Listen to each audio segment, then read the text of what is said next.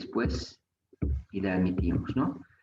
Entonces, les decía, vamos a avanzar una sección, ¿no? Que corresponde a la cuarta sección de historia clínica, ¿se acuerdan? Dijimos la enfermedad actual. Entonces, esta sección la vamos a realizar siempre, ¿no? Con el tema de que hay que dedicarle tiempo. De todas las secciones, esta es una de las secciones que lleva un poquito de dificultad al inicio. No quiero decir que sea difícil realmente hacerla, no. A la medida que vayamos escribiendo, haciendo, ustedes se va a ir habituando a una manera de redactar el cuadro clínico de su paciente. Y en ese sentido, ¿no es cierto?, no le va a resultar muy difícil posteriormente, pero al principio hay que redactar, ¿no? Hay que conversar con el paciente, obtener información, ¿no? Ordenar esa información, porque tenemos que escribir en una hoja aparte, en un borrador, y una vez que has ordenado tu información, recién escribir en la historia clínica, cosa de que vayas aprendiendo de a poco. Ya cuando hagas el tino, ya sepas cómo se va armando una enfermedad actual, ¿no? Hablando con tu paciente, vas a encontrar espacios para poder, ¿no es cierto?, ir anotando de manera, pues, correlativa. Y es en ese sentido, a ver, un voluntario, ¿quién se anima para darle un ejercicio? ¿Quién quiere participar?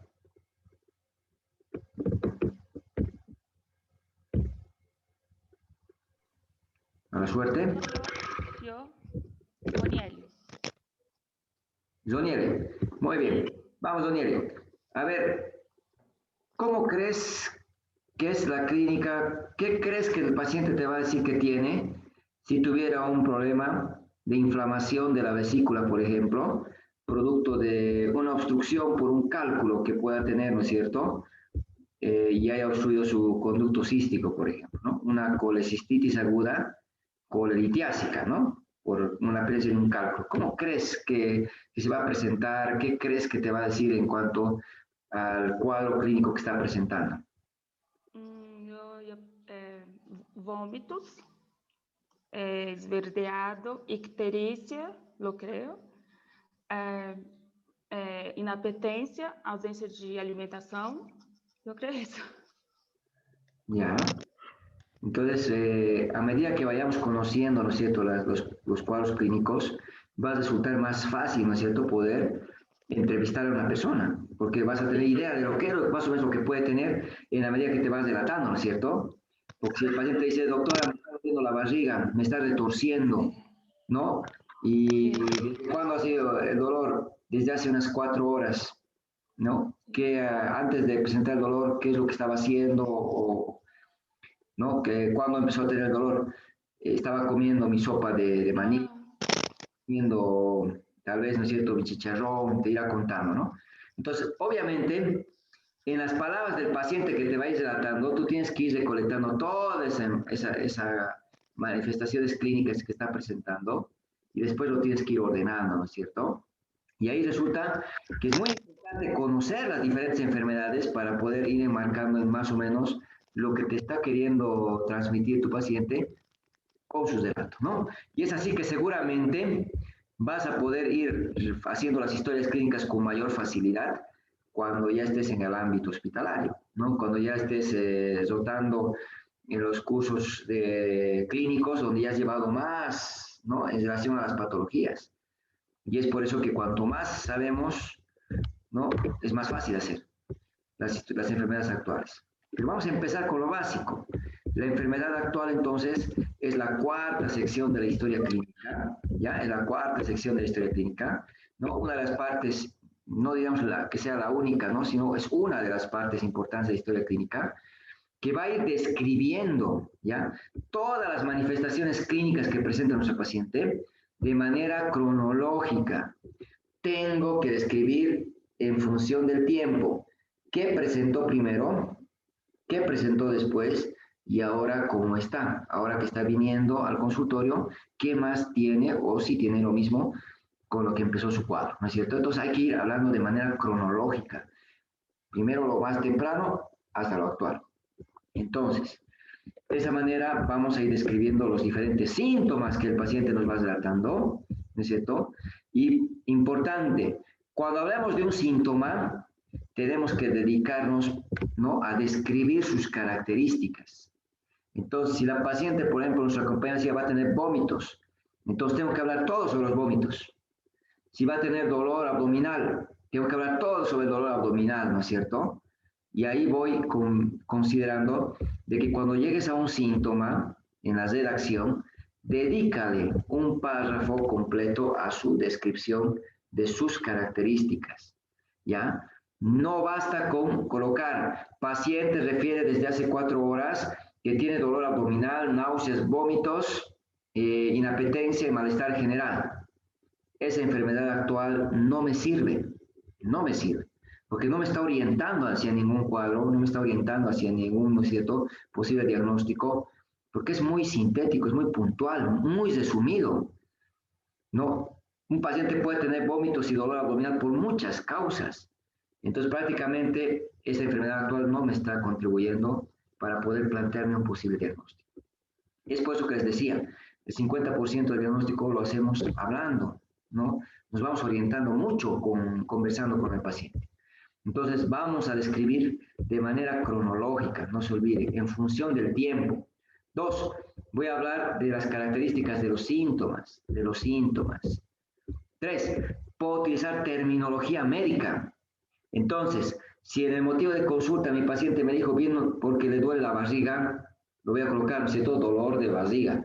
¿Desde cuándo? Desde hace 4 horas he dicho. Dolor de barriga desde hace 4 horas. Eso es un motivo de consulta. Ahora yo sé que tiene un dolor con las características que parece ser agudo, ¿no es cierto?, y que me refiere que está localizado en su abdomen. Ya tengo idea de qué está tratando, o va a tratar su enfermedad actual. Y cuando ingreso a la enfermedad actual, ahora tengo que detallar. No me voy a conformar simplemente sabiendo que hay un dolor en el abdomen. Ahora tengo que, ¿no es cierto?, describir las características de ese dolor. Ahora tengo que relatar, ¿no es cierto?, si ese dolor ha ido modificándose en el tiempo en relación, ¿no es cierto?, a la evolución. Y ahora puedo utilizar terminología médica que haga fácil la comprensión o la descripción de su cuadro. No se trata que sea un listado de términos médicos, no. Se trata de que sea comprensible, que yo pueda entender. Eso es muy importante en la enfermedad actual. No busquen puros términos médicos, solo utilícenlos en la medida que sea más fácil la comprensión con su uso. Y aquí seguramente vamos a ir relatando, ¿cierto?, cuándo ha empezado el dolor, ¿no?, cómo ha empezado su cuadro clínico, qué síntomas presentó, cómo han ido evolucionando esos síntomas, ¿no? Si es que ha recibido algún tratamiento, ya sea de manera, ¿cierto?, particular, antes de venir a su hospital, acudió a un consultorio, por ejemplo, a un amigo que es médico, o bien se ha automedicado tal vez, porque es muy común en nuestro medio que uno se automedique. Entonces, todo eso tengo que ir averiguando para ver cómo ha podido interferir en la evolución del cuadro. Porque si he tomado, ¿no es cierto?, un antipirético o un analgésico, probablemente cuando llegue al hospital no voy a tener fiebre, no voy a tener, ¿no es cierto?, el dolor que estoy diciendo que tengo, en la magnitud que realmente es, ¿no es cierto? Entonces, la evolución se va a modificar, ¿no? El cuadro clínico queda enmascarado y para eso es muy importante considerar si es que ha consumido algún fármaco o ha recibido algún tratamiento. Bueno, entonces en ese sentido, ¿no?, vamos a recomendar no utilizar diagnósticos. Paciente refiere porque desde hace 3 días presenta un cuadro de faringoamigdalitis. No asumas que tiene faringoamigdalitis, ¿no es cierto? Si no las ni siquiera completado la anamnesis, peor hecho el examen físico, ¿cómo ya puedes anteceder a un diagnóstico? ¿No es cierto? Y peor, ¿no es cierto?, poder anteponer un diagnóstico que ni siquiera tienes constancia de que realmente tenga. Entonces, mucho cuidado, no utilizar diagnósticos en la enfermedad actual, salvo que tengas un estudio histopatológico que te demuestre ello. Ese tumor de ovario deja de ser tumor cuando el histopatológico dice pues que es un cáncer de ovario, ¿no es cierto? Y tenemos que ser así claros. Si tengo un histopatológico que me indica que mi paciente está cursando un cuadro de cáncer de ovario, ¿no?, por ejemplo, un cistoadenocarcinoma mucinoso, ya tengo, ¿no es cierto?, el diagnóstico. Pero no quiere decir que este cáncer pues no pueda provocar molestias por la compresión, por el compromiso de los órganos, ¿no es cierto?, que se encuentran en la pelvis, puede dar manifestaciones clínicas que pueden hacer que el paciente acuda a nuestra emergencia o a nuestra consulta para poder ser valorado. Entonces, no utilizar diagnósticos anteriores, ¿no? Si no tengo un respaldo que me pueda garantizar que estoy frente realmente a ese cuadro. Porque te puede influir de manera negativa, te va a direccionar, ¿no es cierto?, a pensar que es ese diagnóstico y puede no corresponder, ¿no? Bueno, entonces, en ese sentido, la enfermedad actual parece que no es muy difícil, ¿sí? Hay que ir hablando con el paciente, simplemente recolectando todo lo que siente y luego hay que ordenar. Y voy a ordenar de manera cronológica y voy a dedicarme a describir las características de cada una de las manifestaciones clínicas que me va relatando, ¿no? Esta tarea es un poco difícil al principio, les decía, porque ahora tengo que acordarme, ¿no es cierto?, qué tengo que preguntar en relación al dolor, por ejemplo. El dolor, sea cual fuera su localización, es uno de los síntomas que tiene, ¿no es cierto?, mayor cantidad de características para poderlas describir, ¿no? ¿Cómo se ha iniciado ese dolor? ¿No? ¿Dónde está localizado? El dolor tiene una duración de manera, ¿no es cierto?, continua, de manera que va calmando en el tiempo. ¿Qué carácter es? ¿Cómo es ese dolor? ¿Cuán fuerte es? ¿Se queda en el lugar donde me has relatado el paciente o se va extendiendo, se va propagando a otro lugar? ¿Hay algo que alivie el dolor? ¿Hay algo que empeore el dolor? ¿Qué otros síntomas va recibiendo? ¿Se ha automedicado? ¿Ha recibido algún tratamiento? Entonces, todo esto tenemos que relatarlo. Y a veces cuesta, ¿no es cierto?, poder recordar todas estas características. Este semestre tienen que aprender todo esto y sacar de la cabeza para que sea fácil de describir cualquier tipo de dolor. Y es por eso que se van, ¿no es cierto?, ideando diferentes mnemotécnicos que me ayudan a poder recordar las características del dolor. El Mosby, ¿no es cierto?, en la exploración física que les había mencionado, es traducido, ¿no?, del inglés, que hace que obviamente tengan mnemotécnicos que pueden no servirme si no conozco el inglés, ¿no? Carro viejo, por ejemplo, eh, es una forma de poder recordar, ¿no es cierto?, las características del dolor. Pero si no sé inglés, obviamente no me va a servir. Y es por eso que aquí tenemos, que está descrito incluso, ¿no es cierto?, en el Argente Álvarez, un mnemotécnico que me puede ayudar cuando utilizo, ¿no es cierto?, el español o castellano, el Alicia. Entonces, lo que vamos a recomendar, que en cada cuadro clínico que ustedes me describan, yo voy a evaluar si están completando el Alicia en la descripción de ese dolor. Me explico. Cuando hablen de un dolor, puede ser abdominal, puede ser torácico, lumbar, puede ser craneal o encefálico, bueno, vamos a describir a la Alicia. Aparición, cómo ha sido el comienzo, cómo fue el inicio del dolor. Hay dolores que inician de forma súbita, hay dolores que inician de forma insidiosa, de a poco, ¿no?, intensificándose hasta adquirir las características por las cuales viene el paciente. Localización, me van a describir, ¿no es cierto?, dónde se localiza el dolor utilizando la descripción de las regiones. Aquí es muy importante la topografía, ¿no es cierto? Doctor, me duele la barriga. ¿Qué parte le duele? En la boca del estómago. No la estoy examinando, no la estoy explorando, solo estoy hablando. ¿Qué parte le duele? La boca del estómago, doctor. ¿Dónde está localizado ese dolor?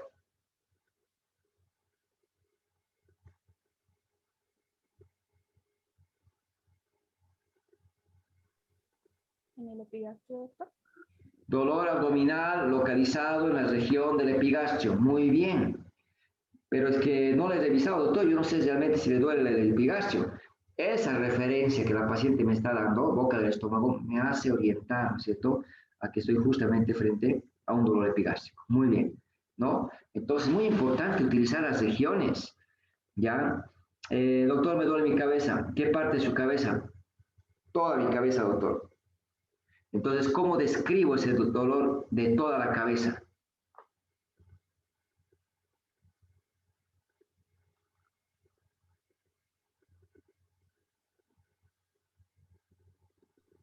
Cefaleia. Cefalea. Su localización.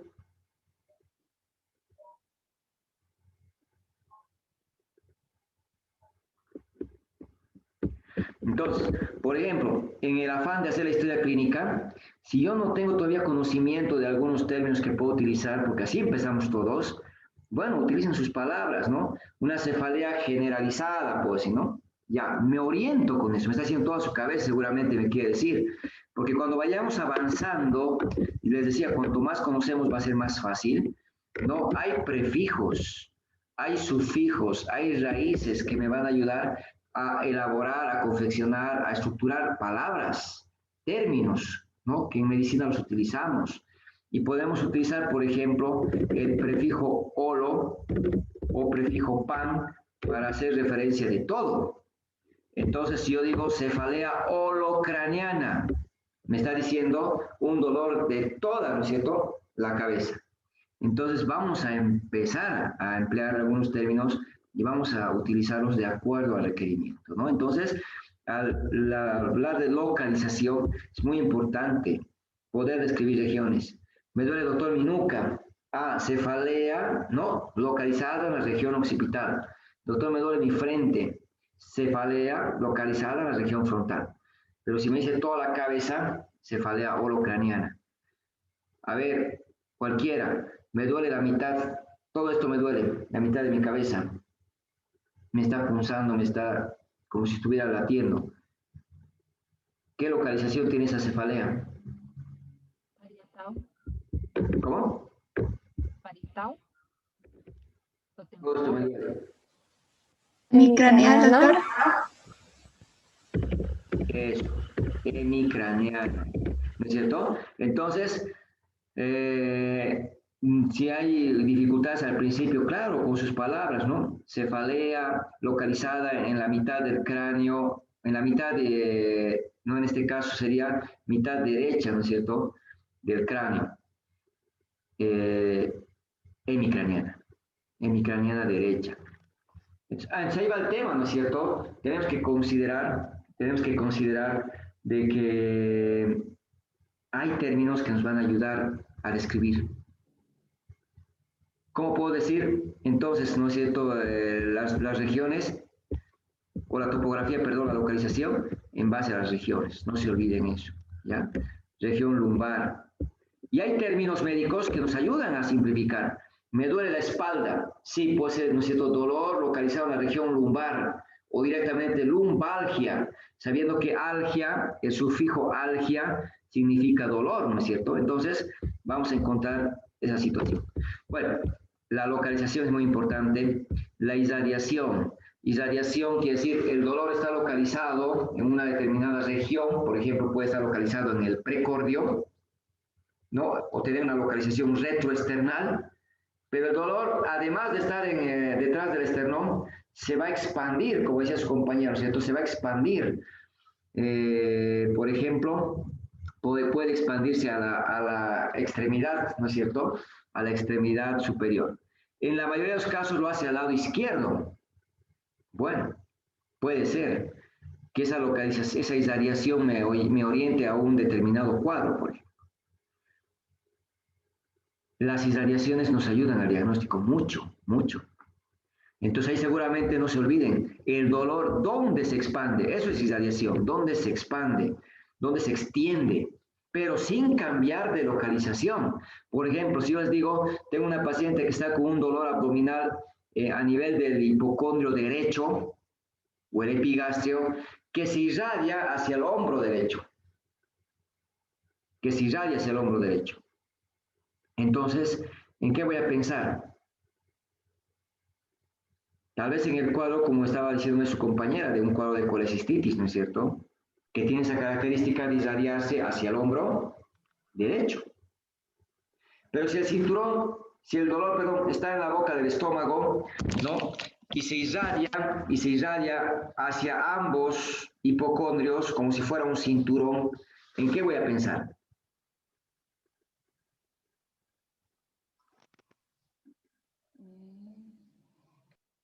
Tal vez en una pancreatitis, ¿no es cierto? La pancreatitis tiene esa irradiación que es muy característica.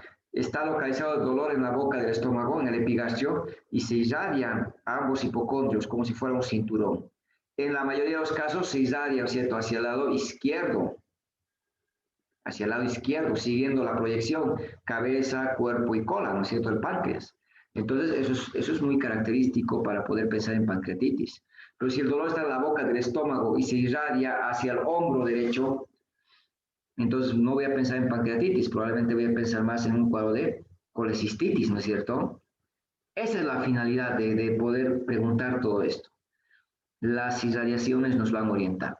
Un paciente que tiene un dolor en el pecho, no un dolor que tenga, por ejemplo, precordial o retroesternal, que se irradie al borde cubital de la extremidad superior izquierda, que se vaya hacia el lado izquierdo, hacia su brazo al lado izquierdo.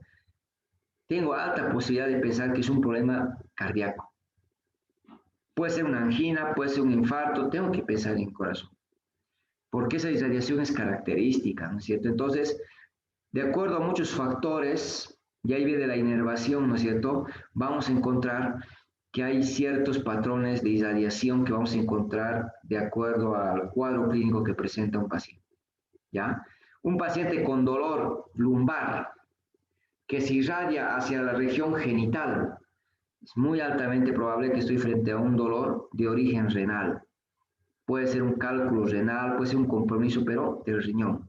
Y no voy a pensar que sea una contractura muscular, no voy a pensar que sea una hernia de disco, por ejemplo, que pueda provocar el dolor. Voy a pensar en riñón. Entonces, de ahí radica la importancia de la irradiación. Irradiación no es lo mismo que migración. Migración es cuando el dolor cambia de localización. Es muy característico hablar del apéndice, por ejemplo. Un dolor abdominal localizado en el epigastrio, que migra y se localiza en el mesogastrio, para posteriormente localizarse en la fosa ilíaca derecha. Cambia de localización. Quiere decir que ahora duele la fosa ilíaca derecha y no duele el epigastrio. Va modificando su localización. Porque la apéndice tiene una característica muy interesante, eso lo vamos a discutir más adelante, ¿no? Que cambia desde un dolor visceral hasta un dolor somático. ¿No es cierto? Entonces ahí radica la importancia de poder considerar la irradiación. Nos ayuda mucho en el diagnóstico. El tipo de dolor o el carácter tienen que considerar, ¿no es cierto? Tipo de dolor o carácter. Yo quiero saber cómo es el dolor. ¿Le retuerce? Espasmódico, tipo contráctil, tipo cólico, es el nombre que le vamos denominando. ¿Le quema? Urente, fulgurante, eso es lo que denominamos. Entonces, cuando usted escuche dolor abdominal de tipo urente, localizado en la región del epigastrio, ya sabe que le está quemando la boca del estómago. O el paciente te lo va a decir así: doctor, me quema la boca del estómago. Ya lo estás asociando a un dolor urente, un dolor en el epigastrio, ¿no? Bueno, opresivo, cuando te aprieta. Terebrante, es un dolor perforante, te atraviesa. Esto se observa muy comúnmente en los cuadros de pancreatitis. El urente, el fulgurante en las gastritis, por ejemplo, o dolores neurológicos. Espasmódico, dolor con víscera hueca. Si hay una contractura enérgica del intestino, del estómago, son vísceras huecas. El útero, en el parto, por ejemplo, es víscera hueca. Duele de esta manera, ¿no? Puede haber un dolor opresivo, te apretan. Puede haber un dolor pulsátil, como si estuviera latiendo, pulsando. A veces, no sé, toda la cabeza va doliendo como si estuviera pulsando. Puede haber un dolor punzante. Entonces, hay diferentes formas de caracterizar el dolor. Pero si no puedo enmarcar en una de ellas, dolor sordo. Me duele mi barriga. ¿Cómo es el dolor? ¿Te retuerce? No. ¿Te quema? No. ¿Te aprieta? No. ¿Te punza? ¿Te atraviesa? Como si estuvieran perforando? No. Entonces, si no puedo caracterizar el dolor, lo describo como un dolor sordo. Sordo. Entonces, hay diferentes formas de caracterizar un dolor. Y estos lo vamos a siempre buscando en base a analogías. Te quema para poder saber si realmente el dolor es urente o fulgurante, ¿no es cierto? Luego hay que establecer la intensidad, saber cuán intenso es el dolor. si tiene leve, si tiene moderada o es severo. El dolor, no se olviden, es un síntoma, es algo subjetivo. Entonces, esta apreciación es subjetiva, es subjetiva. Y habría que tratar de establecer más o menos cómo es el dolor, cómo percibe el paciente. Un mismo estímulo provoca diferente respuesta en diferentes personas. Podemos agarrar una agujita, funcionar, ¿no es cierto?, la mano de uno de nuestros pacientes o amigos, compañeros, por ejemplo, para ver, y puede ser que ni siquiera se haya dado cuenta y sea tan leve la intensidad que está sintiendo que no le incomode. Al mismo estímulo, el paciente levanta la mano por el dolor, o puede provocar mucho más dolor, dependiendo del umbral del dolor, ¿no es cierto?, para poder soportar el estímulo que en este caso le está causando dicho síntoma. Entonces, eso es muy subjetivo, ¿no? Comparan el dolor máximo al dolor de parto, por ejemplo. No hay ningún dolor que iguale al dolor de parto. Hay quienes van tratando de comparar con el dolor de cálculo renal, que también es un dolor de gran intensidad, pero tampoco alcanza la intensidad que se atribuye a un trabajo de parto. Entonces, muchos utilizamos la escala del 10, por ejemplo. Uno, el dolor más leve, ¿no?, que puede considerarse, y el 10, lo más fuerte que puede imaginarse. Y en base a eso, ¿cómo es su dolor? 8, es un dolor intenso. Pero no hay un parámetro que yo les pueda decir, a partir de tal es intenso, a partir... Esto es subjetivo. Hay que tratar de establecer cómo está percibiendo el paciente el dolor, ¿no? De poca intensidad, si es de moderada intensidad o es realmente intenso, ¿no? Eso hay que considerar. Luego hay que buscar qué factores atenúan, qué le calman y qué aumentan el dolor, ¿no? Y con eso tenemos el alicia. Por ejemplo, hay pacientes, ¿no es cierto?, que aumenta el dolor cuando tienen periodos de ayuno, por ejemplo. El paciente con gastritis, ¿no?, va a tener un dolor que va a aumentar justamente cuando tiene una falta de ingesta de alimentos o no ha ingerido alimentos, ¿no es cierto?, está en periodo de ayuno, porque la secreción del ácido clorhídrico va a provocar mayor dolor a esa mucosa, ¿no es cierto?, que está inflamada y no hay alimentos dentro del contenido del estómago, ¿no? Entonces ahí vamos observando. Un paciente con angina de pecho, por ejemplo, una angina, ¿con qué se calmará el dolor? Con el reposo probablemente, ¿no? Hay diferentes tipos de angina, eso lo van a ver en semiología 2. Hay dolores de angina que no calman con el reposo. Siempre aquí vamos a hablar de lo más característico, sí, lo más común, para que después puedan ingresar, ¿no es cierto?, a la parte ya más compleja, como es la materia de semiología 2. Entonces, no, hay angina de esfuerzo. Hay diferentes tipos, ¿no?, anginas. Una de ellas es la de esfuerzo. Y la angina de esfuerzo se presenta justamente cuando el paciente hace alguna actividad física. Pero cuando guarda reposo, no, las demandas no están aumentadas, entonces el corazón puede abastecer y el corazón, ¿no es cierto?, obviamente puede satisfacer las demandas y se calman los síntomas con el reposo. Y entre ellos está el dolor, se atenúa. Porque esa hipoxia que estaba viviendo el corazón, no, se compensa cuando hay reposo, porque hay menos actividad cardíaca y necesita menos oxígeno para suplir esas demandas. Entonces calma con el reposo. Y eso me va a ayudar, ¿no es cierto?, a pensar en una angina de esfuerzo. En cambio, el infarto no calma, ni con el reposo, ¿no?, ni con ninguna posición, ni con ninguna situación, porque está habiendo isquemia. Y si hay isquemia, hay necrosis. Y ahí el dolor es intenso y no va a calmar. Entonces ahí puedo diferenciar el dolor de angina del dolor de un infarto de miocardio. Para eso me sirve saber, ¿no es cierto?, con qué aumenta y con qué disminuye el dolor. Por tanto, todo lo que está escrito en la alicia es importante, es importante.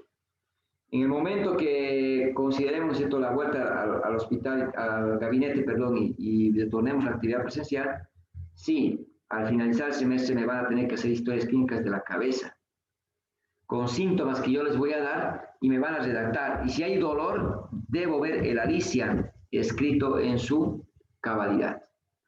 Es que, doctor, solo me olvidé un hito. Ese un hito puede ser un dato importante para guiarme en el diagnóstico. no puede faltar ninguno de la lisia. Incluso aquí falta, ¿no es cierto? Falta saber si se ha automedicado el paciente y qué otros síntomas más presenta, que eso complementa a la enfermedad actual, ¿no? Síntomas asociados, ¿qué más tiene aparte de este dolor? ¿No? Y si recibió algún medicamento o se automedicó.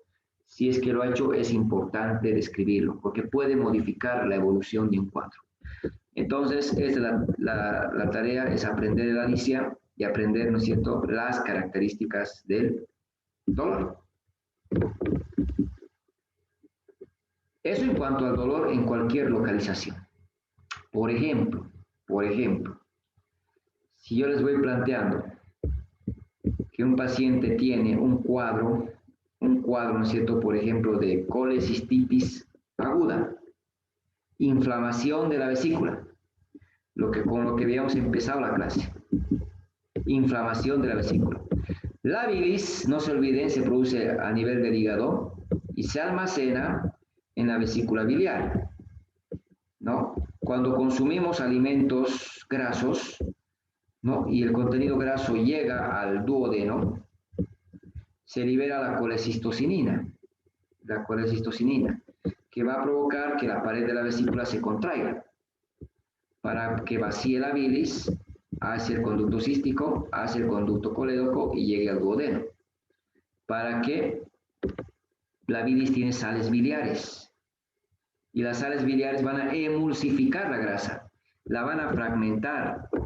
Una gota de grasa, ¿no es cierto?, que es grande, la van a ir fragmentando en más pequeños, ¿no? Porque las sales biliares tienen un extremo hidrófilo y otro hidrófobo, ¿no? Entonces va a favorecer a que se vayan fragmentando los lípidos. Ahora la lipasa puede actuar de una mejor manera para la digestión. Entonces cada vez que comemos grasa, la vesícula se va a contraer para vaciar su contenido. Pero ¿qué pasa cuando la vesícula tiene cálculos? La paciente puede estar sin síntomas y el cálculo que está dentro de la vesícula sin ningún problema. También cuando la paciente come grasa, estos cálculos pueden moverse y obstruir el conducto cístico. Y como se obstruye, empieza a haber, ¿no es cierto?, las contracciones más intensas en la pared de la vesícula, tratando de vencer este obstáculo, tratando de vaciar la bilis. Y ahí empieza el dolor. Un dolor que puede estar localizado en la boca del estómago, el epigastrio, o en el hipocondrio derecho, ¿no? Y ahí tendrían que describir entonces las características de ese dolor. Y seguramente esta paciente va a tener la presencia de náuseas y vómitos, seguramente por la excitación que está provocando, ¿no es cierto?, a nivel de su serosa, que va a empezar a provocar que la paciente vomite. Contenido que tengo que describir, porque si ahora está vomitando, ahora tengo que no describir solo el dolor, tengo que describir el vómito y dedicarle otro párrafo al vómito. Entonces, es así como tenemos que ir avanzando en la descripción de una enfermedad actual. Al final vamos a unir todo. Entonces, cuando llego al dolor, está claro que tengo que hablar de la lisia. Ese dolor abdominal que la paciente me está diciendo, tengo que describirlo, ¿no? ¿Cómo ha iniciado? ¿Dónde se ha localizado? Paciente refiere que desde hace 4 horas, ¿no?, presenta un dolor abdominal localizado en la región del epigastrio. No siempre sigan el orden. En la redacción dependerá, ¿no es cierto?, localizado en la región del epigastrio, ¿no? O un dolor abdominal, quiero seguir el orden, un dolor abdominal de inicio súbito, localizado en la región del epigastrio, que se irradia al hombro derecho, de tipo espasmódico, ¿no?, de moderada intensidad, que se exacerba o que se presenta después de la ingesta de alimentos grasos. Quiero utilizar un término que es un poco más técnico, posterior a la ingesta de alimentos colecistoquinéticos, ¿no?, y que no atenúa con ninguna posición, acompañado de náuseas, síntomas asociados, náuseas que llegaron al vómito.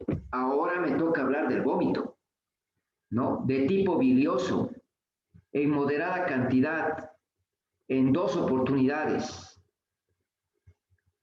Motivo por el cual la paciente acude a una farmacia donde le indican un antiespasmódico. Desconoce el nombre, con mejoría parcial, por lo que acude a la emergencia. Entonces, cuando hacemos descripción de la enfermedad actual, vamos describiendo de tal manera de que cada síntoma o cada manifestación clínica que me va relatando la paciente debe ser detallada. Primero hablé del dolor, después me tocó hablar de los vómitos, en función de la descripción. Eso es lo que tenemos que ir realizando. Entonces, si me toca hablar del vómito, ¿qué tengo que describir de un vómito? ¿No? Esto vamos a ir describiendo qué es cada uno de estos, ¿no? De estas manifestaciones a la medida que vayamos avanzando. El tipo de vómito, la frecuencia, la cantidad. Cantidad puede ser escasa, puede ser abundante, puede ser moderada cantidad. La frecuencia es importante, porque si mi paciente está vomitando a cada rato, obviamente, ¿qué va a estar perdiendo? Está perdiendo líquidos, está perdiendo electrolitos. ¿No es cierto? Entonces va a entrar a un desequilibrio hidroelectrolítico, se va a deshidratar.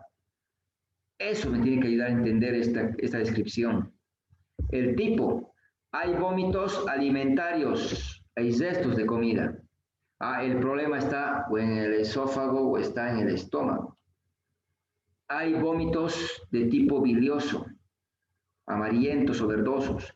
Hay que pensar que ya está comprometido el intestino delgado, ¿no es cierto? El duodeno, por ejemplo, el yeyuno. Hay vómitos de tipo fecaloideo, de aspecto, olor similar a las heces. Aquí el origen es el colon. Si hay una obstrucción intestinal baja, el intestino grueso se ha torcido, el vólvulo, el vómito es tardío, no es inmediato, se va a presentar después de días. Y cuando se produzca el vómito va a ser similar a las heces, porque en el colon hay bacterias que van modificando el aspecto de su contenido. Y entonces el vómito fecaloideo me dice, este vómito está viniendo del colon. Y hay que pensar que puede estar provocando ese vómito. Hematenesis, vómito con sangre. Entonces aquí tenemos que pensar, ¿no es cierto?, que hay algo que está provocando un sangrado en el tubo digestivo, en el tracto digestivo alto. O es esófago, o es estómago, o es duodeno. Porque es parte de la hemorragia digestiva alta. Porque si se produce por debajo del duodeno, es difícil pensar que el vómito pueda subir con sangre. Es más fácil pensar que esa sangre la voy a encontrar, ¿no es cierto?, en las heces. Entonces, esto es muy importante considerar. Vamos a avanzar a diferenciar, ¿no es cierto?, los diferentes cuadros justamente. Y para eso necesito conocer las características del vómito. Si hay vómito con sangre, pensamos en hemorragia digestiva alta. Si hay vómitos fecaloideos, obstrucción intestinal baja. Si es alimentario bilioso, puede ser diferentes cuadros, como también obstrucción intestinal alta. Entonces, de ahí radica. Las características del vómito me van a orientar al cuadro que le está provocando. Un cuadro de obstrucción, un cuadro de problema biliar, por ejemplo, no va a tener vómito fecaloideo. Seguramente es bilioso, ¿no? O puede ser alimentario también, dependiendo. Por lo general es bilioso. Lo que estaba diciendo su compañera, ¿no? Vomita. No tiene ictericia, eso lo vamos a ver después. Pero el dolor y el vómito es algo que hay que considerar, ¿no? Esto tengo que describir entonces.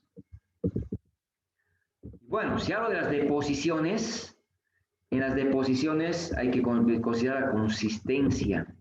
Puede ser líquida. En la diarrea encontramos que son líquidas. Puede ser una consistencia, ¿no es cierto?, semipastosa, ¿no?, yendo hacia la diarrea. O puede ser de una consistencia aumentada, ¿no es cierto?, en la constipación, por ejemplo, o estreñimiento. Hay que preguntar sobre la frecuencia, cuántas veces al día presenta deposiciones, la cantidad, si es escasa, si es abundante, si es moderada cantidad. Nuevamente, si un paciente tiene, ¿no es cierto?, más de 10 deposiciones al día en abundante cantidad, ese paciente está deshidratando. Hay cuadros diarreicos que tienen esa característica. El cólera, por ejemplo, ¿no? El vibrio cólera un tiempo produjo, ¿no es cierto?, un cuadro de que la paciente tenía pues deposiciones líquidas en abundante cantidad y con una frecuencia mayor a 10 o 15 al día. Pues llevaban rápido a una deshidratación. Y tenía la característica de que el aspecto era pues blanco, blanquecino, como el agua cuando lavamos el arroz. Entonces el aspecto es importante. Si es amarillenta, si es marrón, si es verdoso, si es negro como alquitrán, ¿no? Para poder orientar. Cuando hay sangre que está viniendo del esófago, del estómago, y llega al intestino, se va digiriendo, ¿no es cierto?, en el estómago y va pasando, va sufriendo cambios a lo largo del tracto digestivo. Cuando llega a las heces adquieren un color negro como alquitrán. A eso se llama melena. Me está indicando sangre del tracto digestivo de arriba, tracto digestivo alto, o sea, o de esófago, o de estómago, o de duodeno. Entonces, el paciente con hemorragia digestiva alta no solo va a tener hematemesis, vómitos con sangre, también puede tener melenas. Las heces de color negro, alquitrán, fétidas, es melena. ¿Por qué es negro? La sangre que se ha digerido, la sangre que ha sufrido ese proceso de modificación en el tracto digestivo. Por eso me interesan las características. Entonces hay que considerar el aspecto, ¿no es cierto?, de las deposiciones. Si las heces tuvieran moco, si tienen sangre, hay que describir para identificar los cuadros de disentería, ¿no?, que habíamos mencionado en capítulos anteriores. Bueno, para abordar, tienen un capítulo entero en semiología 2 de diarrea. Y ahí van a abordar todas las características en relación solo a diarrea. Y ahí seguramente no puedes olvidarte que cuando te hablen de una diarrea aguda, es una diarrea que tiene una duración menos de 2 semanas. Porque cuando llega a las 2 o 4 semanas, o sea, hasta un mes, vamos a considerar, ¿cierto?, la diarrea como una diarrea persistente. Y solo a partir del mes de diarrea puedo hablar de una diarrea crónica. Entonces, a las 4 semanas, o sea, más de 4 semanas, recién hablo de una diarrea crónica. Y este parámetro te va a ayudar un poco a empezar el abordaje en lo que son las diarreas. Hay diarreas agudas, hay persistentes y hay crónicas. No, eso lo vamos a ir desglosando también nosotros más adelante. Esta primera parte, ya sé que tengo que preguntar en unas deposiciones, ya sé que hay diferentes tipos de diarrea y entre ellas, por la evolución, puedo clasificarlas o categorizarlas. Como también la tos. Un paciente que está tosiendo, ¿no?, tengo que considerar sus características. Y voy a empezar considerando, hay una tos seca y una tos húmeda. Tos seca es irritativa, La tos seca es irritativa. Si entramos a un cuarto donde hay humo, ¿no es cierto?, el humo estimula receptores toxígenos y el paciente empieza a toser. Hay fármacos como los IECAS, ¿no?, inhibidores de la enzima convertidora de angiotensina, que se maneja para la hipertensión. Tiene como efectos secundarios la tos. Y un paciente puede tener tos por el consumo de fármacos, por ejemplo. Pero esa tos no es productiva, no provoca moco. Es una tos seca. Entonces ahí va el tema. La tos seca la tengo que marcar como una tos irritativa.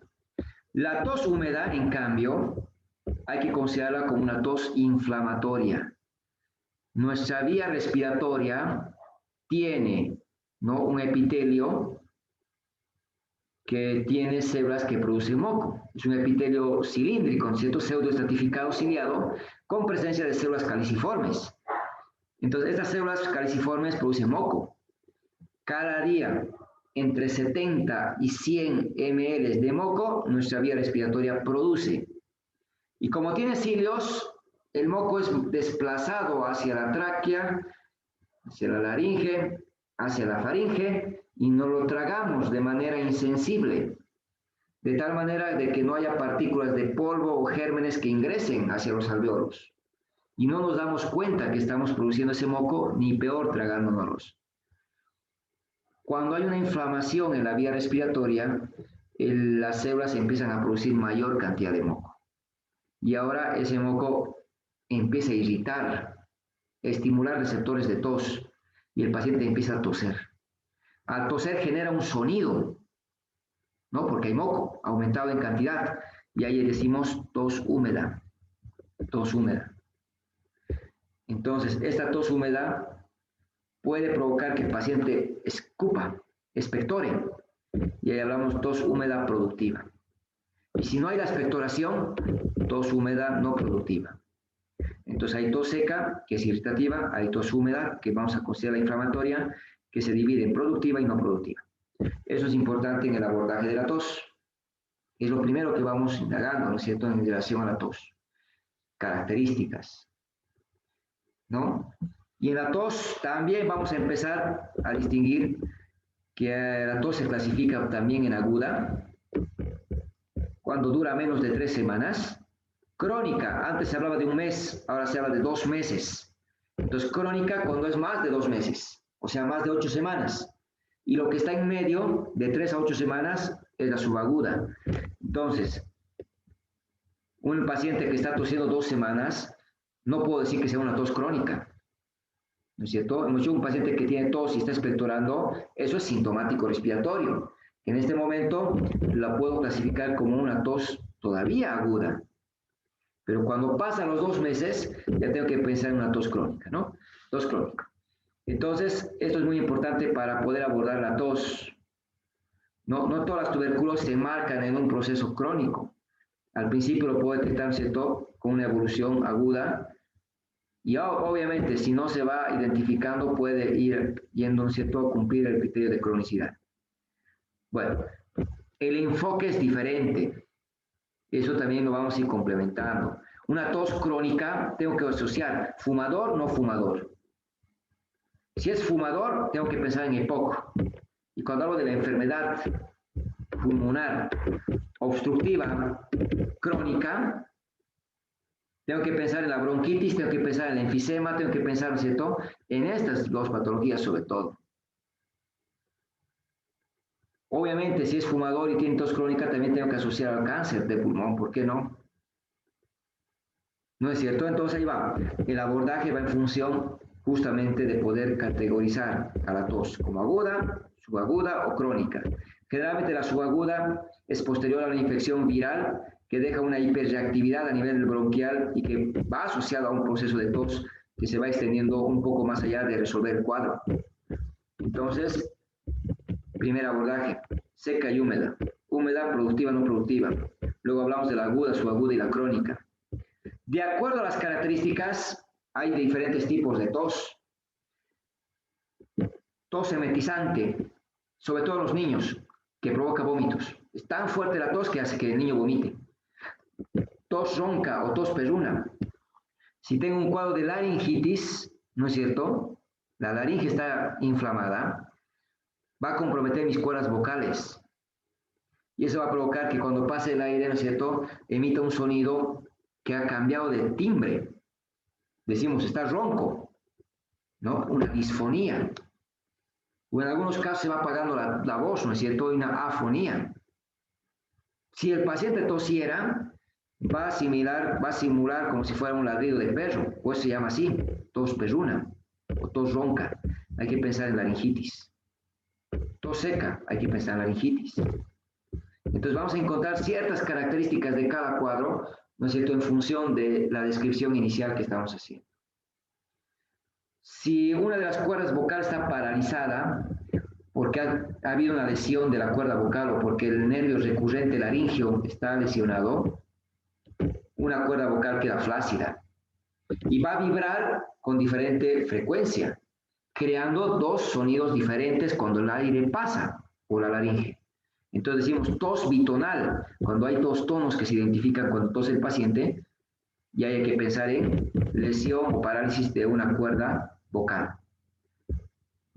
En lesión del nervio recurrente laringio. Tengo que tratar de identificar. Tos quintosa. En la coqueluche, infección producida por la Bordetella pertussis, ¿no?, vamos a encontrar un tipo de tos bastante peculiar, ¿no? Sobre todo se va a manifestar en los niños, donde de manera súbita, de manera paroxística, comienza el episodio de tos. Entonces, la tos quintosa es paroxística, es súbita, es emetizante, es tan intenso que hace que el niño vomite y se vaya poniendo cianótico incluso. Va movilizando secreciones y va a calmar el cuadro cuando expulse un moco espeso, denso, y se va a tranquilizar. Luego nuevamente se va a volver a repetir el mismo cuadro por lo menos 5 veces al día. Por eso se llama quintosa, porque se agrupa en quintas, dice, ¿no? Se agrupa en quintas. Por lo menos 5 episodios durante el día va a presentar. Y esa es la característica de la tos quintosa. Entonces, cada cuadro tiene una característica peculiar que les va a ayudar a reconocer, ¿no es cierto?, frente a qué podemos estar lidiando, y para eso es importante poder recolectar toda la información. Bueno, ya para no aburrir, si es una clase un poquito pesada, si he hecho historia clínica, ya vamos a empezar a dar las tareas en el horario, ¿no es cierto?, de las clases, obviamente, ¿no? En el horario de nuestras clases. Las clases asincrónicas, yo voy a subir la tarea en el horario de la clase que está establecida. Y ya vamos a subir la primera tarea que quedaba en relación a la historia clínica hasta enfermedad actual. Lo que les había anticipado. Vamos a entrevistar a un familiar, a un conocido, a alguien con el que vivo, y voy a hacer su historia clínica, ¿no?, relatando sus datos y hasta la enfermedad actual, pidiéndole que recuerde alguna enfermedad que ha tenido y me vaya contestando de acuerdo a lo que yo le estoy preguntando, ¿no? Entonces el día viernes vamos a tener una clase asincrónica, para poder, ¿no es cierto?, para poder resolver el ejercicio, resolver el ejercicio, ¿no? El caso que vamos a plantear es solamente hasta la enfermedad actual, hasta aquí.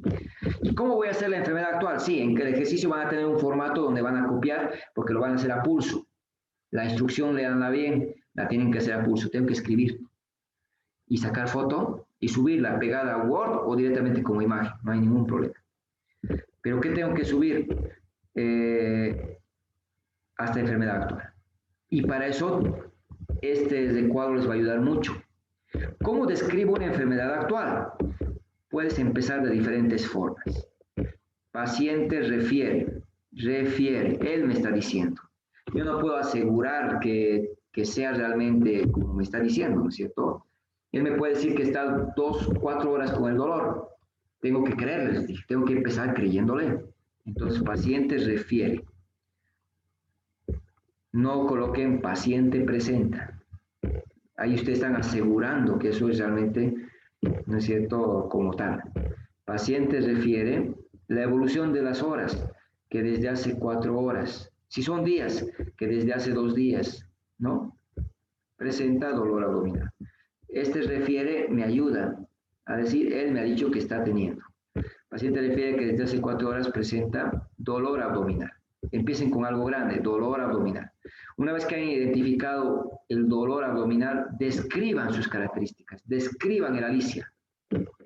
Dolor abdominal de inicio súbito, de tipo espasmódico, ¿no? Coma, localizado en hipocondrio derecho, coma, irradiado a la región dorsal y hombro derecho, coma, de moderada intensidad, coma. En cada idea, fíjense, una coma para poder describir una característica, ¿no?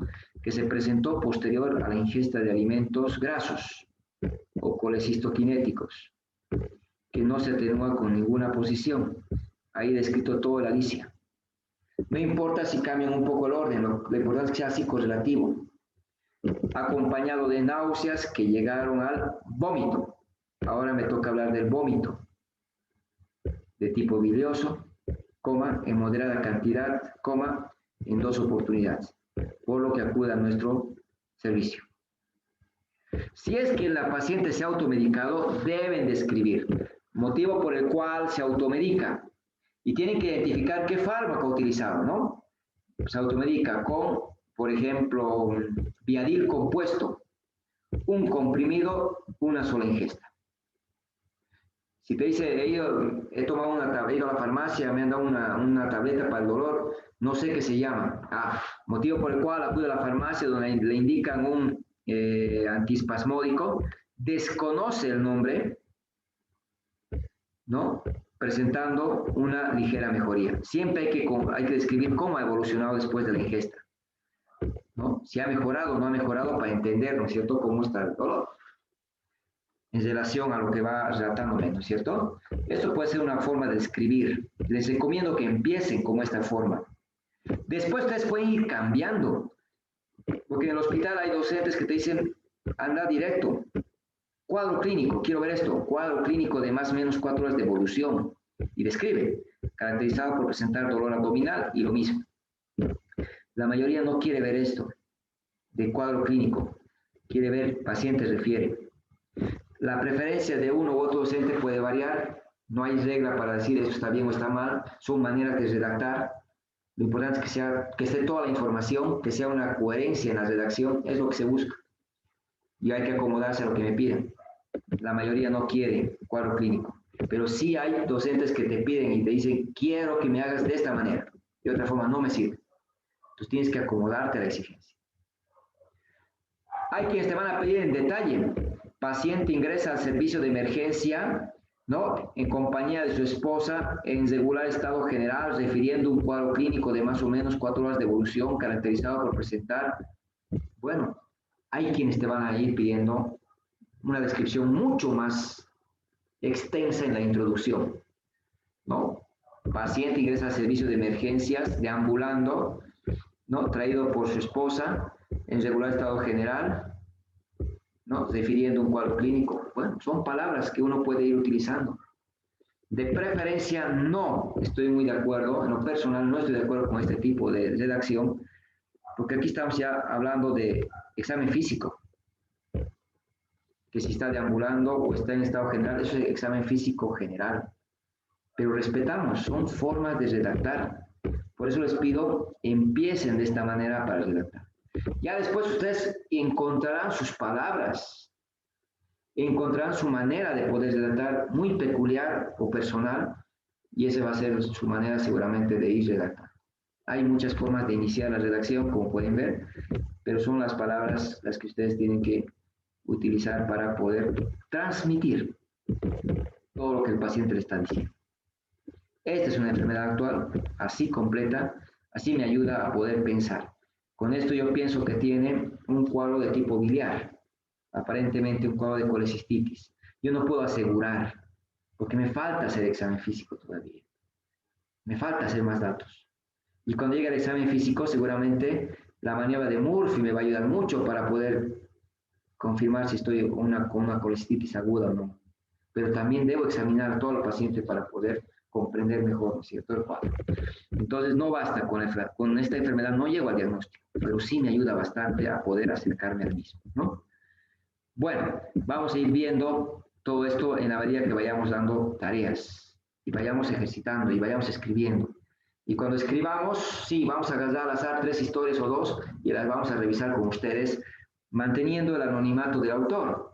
Claro que sí, porque todos vamos a aprender tal vez de los aciertos o los errores de los compañeros o de mis propios errores, ¿no es cierto? Cuando voy haciendo, voy a aprender a poder mejorar la redacción. ¿Listo? No sé si hay alguna pregunta hasta aquí. No, doctor, fue muy claro. Bueno, entonces el día viernes vamos a tener una clase asincrónica. Ingresan en el horario de clases, va a estar ya la tarea ahí, donde van a poder, ¿no es cierto?, tener la instrucción y tienen la tarea para poder hacerla hasta el siguiente miércoles. Y el miércoles vamos a revisar sus trabajos y vamos a avanzar una sección más. Doctor, todos los trabajos son individuales. Individuales de momento.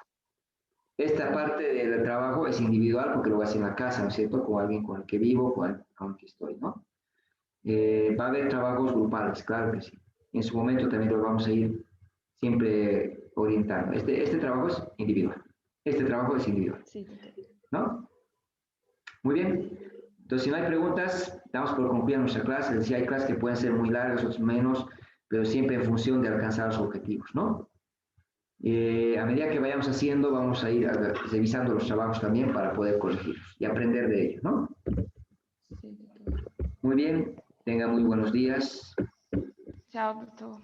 Chao, doctor. Igual, Muchas doctor. gracias. Igual a ti, Chao, muchas doctor. gracias. Los Buena que- clase. Hasta luego, doctor. Los que no Hasta luego, están doctor. identificados en la pantalla que manda al WhatsApp, ahorita mismo coloquen su nombre ya, para que lo registren. Doutor, eu que não estava conseguindo ingressar em uma classe, estava desde as 10 e não estava conseguindo ingressar, puse meu nome chat. Al WhatsApp, ¿no es cierto? Ponlo al WhatsApp ahora. Sí, sí, puse em WhatsApp também. ¿Listo? Sí, gracias.